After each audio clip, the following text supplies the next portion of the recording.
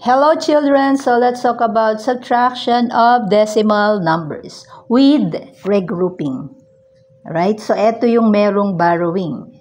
So let's say for example, we have 3 and 4,000 minus 1 and 128,000 is equal to n.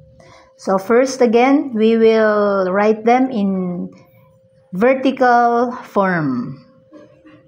Okay, minus 1 and 128. Ayan. So, we start subtracting from the right place. So, 4 minus 8 cannot be.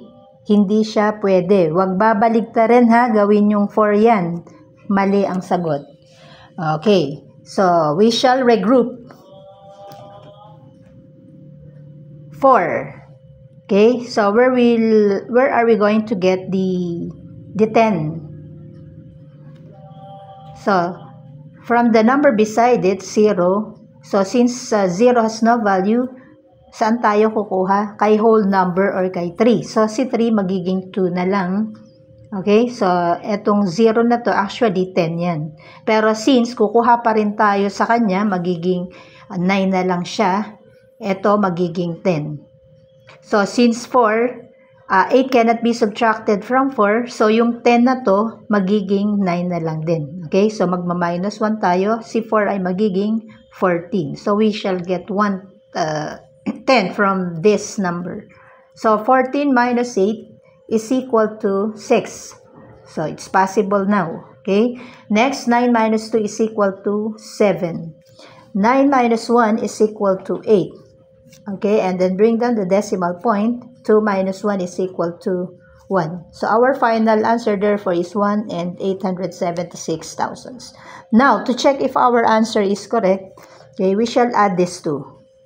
Tingnan natin kung makukuha natin si 3 and 4 thousandths.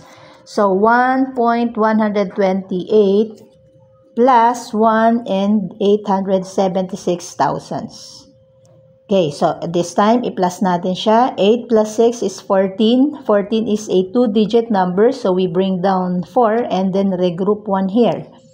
Okay, 7 plus 2 is 9, plus 1 is 10, so regroup 1, then bring down 0.